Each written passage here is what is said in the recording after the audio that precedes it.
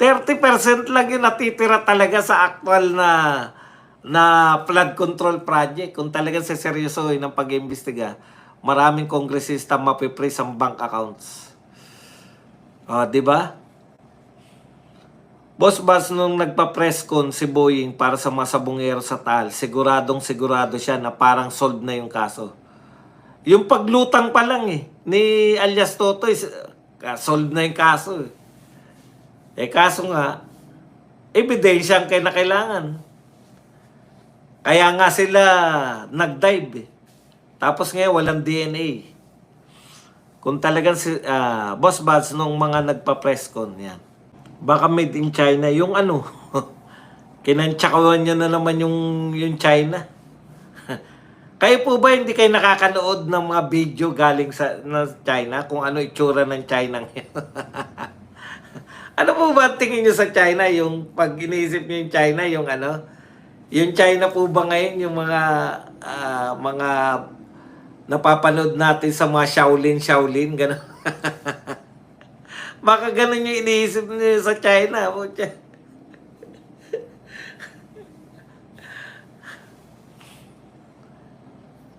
Tingin mo ba totoong nag-aaway si Romualdez at BBM? Tingin ko drama lang nila yun.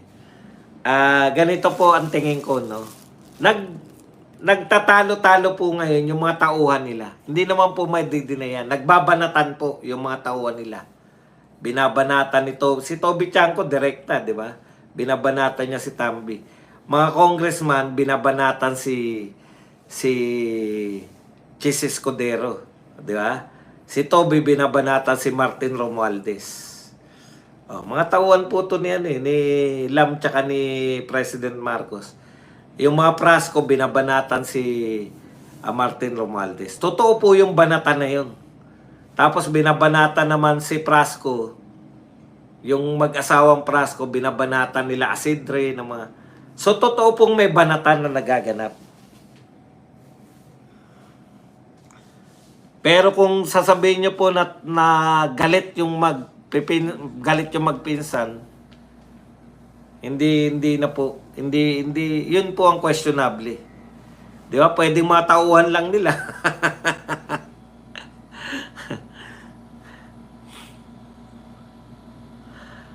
Mga ibang sasakyan sa China kayang lumusong sa baha. Grabe, ang laki ng budget ng pag-dive sa Taal Lake.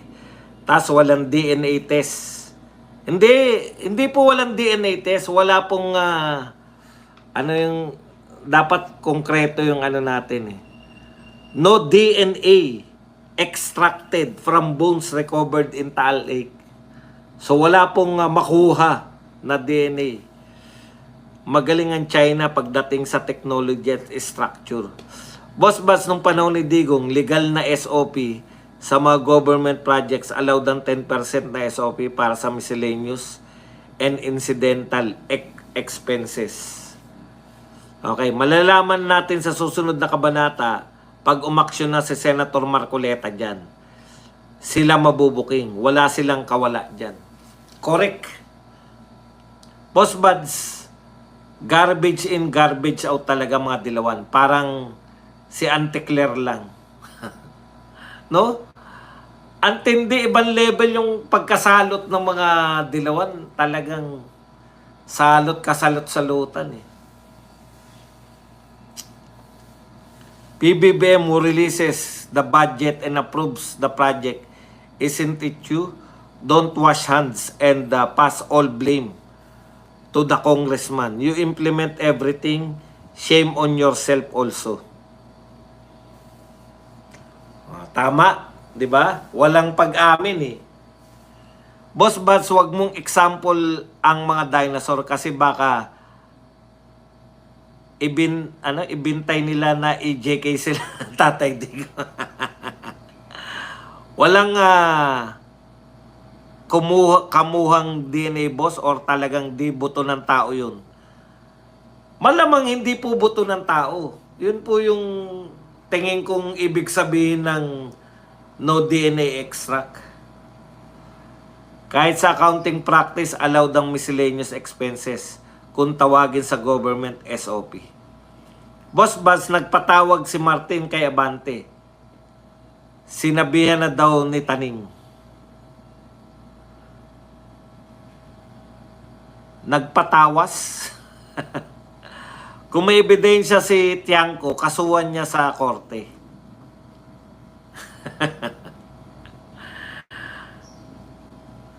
Yun po yung purpose niya eh. Sinabi niya hindi niya na makaya. Ngayon, kung ebidensya po, ito kasi yung problema natin, no? Kung ebidensya po yung hinahanap nyo dyan, wala po talaga kayong makikita kasi, di ba, sinabi na nga ni Tiangco eh. Pero testimonial evidence po yun, yung kay Tiangco. No? Ito po kasi yung pagkakaiba, no? Yung ano yung sinasabi nyong evidence? Yung evidence po ba na ikaw na binidyo nyo yung panghingi?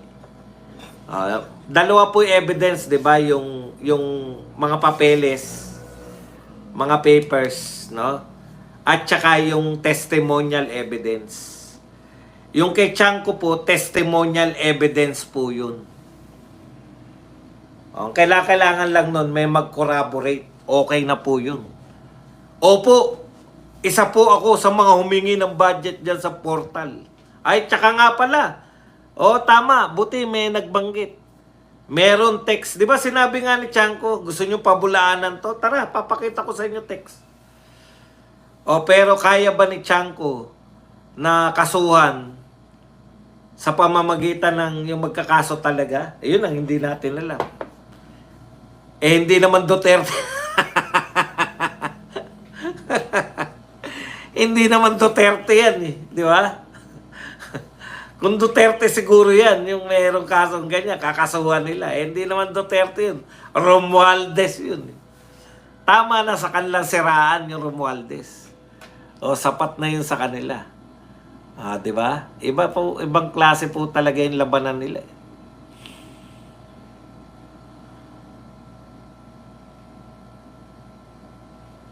Comment po, tanong-tanong. Boss Bas, nakita ko sa FB post nag-prayer si Tamba Lalay sa House of Crocs. Mukhang nararamdaman niya na nalalapit na na ma-expose ang kanilang mga katiwalian. DPWH flood control projects, 30 billion pesos pero panay baha pag may bagyo ang Maynila. Hindi po pag may bagyo lang, umulan lang, bumabaha na eh. May isisiwalat daw si Kong Unga boss sa Lunes. Sabi ng third floor studio. Yan ha. Abangan natin sa Lunes yan. Boss, sabi ni BBM, mahina na insurgent sa Pilipinas. Sa hawak niyang blankong papel, bakit walang mga sundalo na natulong sa mga kalamidad o sa baha? Ano?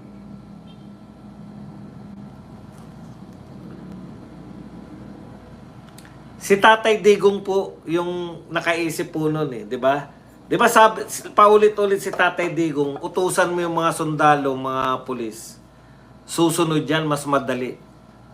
Yun po yun eh. Ito namang gobyerno natin eh. Boss Bads, kahit man hindi sino suportahan ng INC si Bam, panalo pa rin naman siya. Makabam ka pa.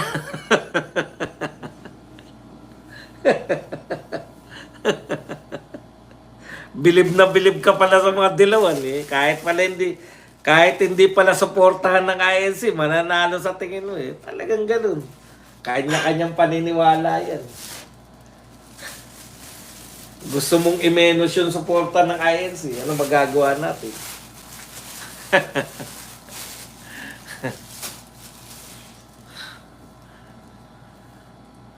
May daya yan kila. Ako kasi ganito, no? High stake po to eh. Ako po yung taong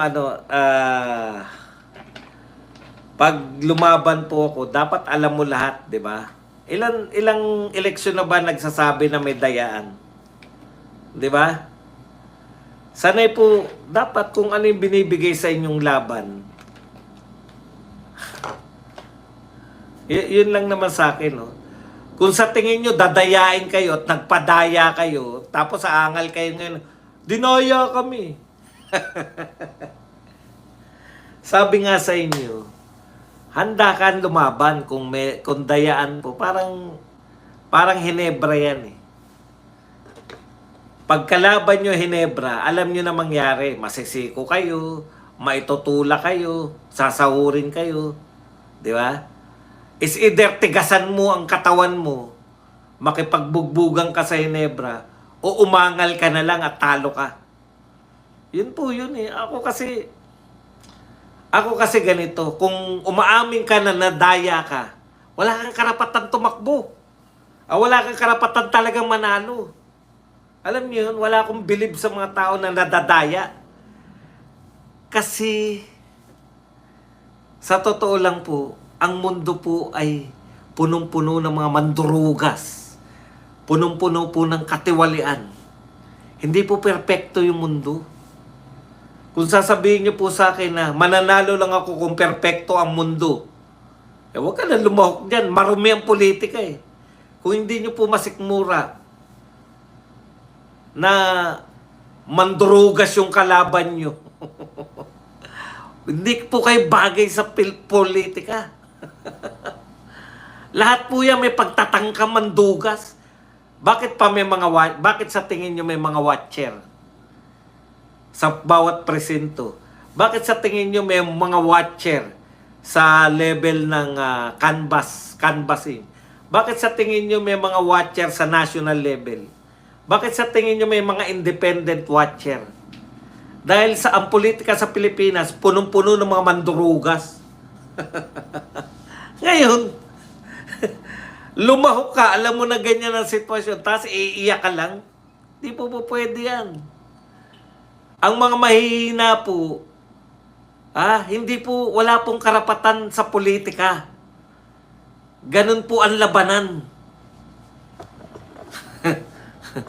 Yung mga civil society, mga mandurugas din yung mga yan. Di, labanan mo na.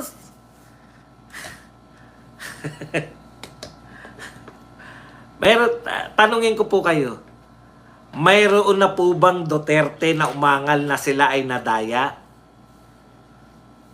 Wala pa, di ba? Dahil hindi pa sila natatalo. Precisely, yun nga yung point eh. Alam mo na dapat yan. Kaya yung mga umangal lang na nadaya, hindi po kayo bagay sa politika.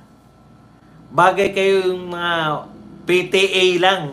Kasi PTA, taasan lang na kamay yan eh. PTA po. Who's in favor of Mr. Joaquin? Taas po ang kanang kamay. Pag nadaya ka pa na ba nun sa PTA, ewan ko na lang. Given na po yan. Kung wala pong dayaan na nangyayari sa Pilipinas, hindi po natin kinakailangan ng mga watcher. Alam niyo ba yun? Ayun, yun po yun. Uulit-ulitin yan. Nanalo yan, nanalo. Di congratulations, nanalo sila eh. Kung nandaya man sila at nanalo sila sa Pandaraya, paano nyo mapapatunayan yan? Wala pa nakapagpa...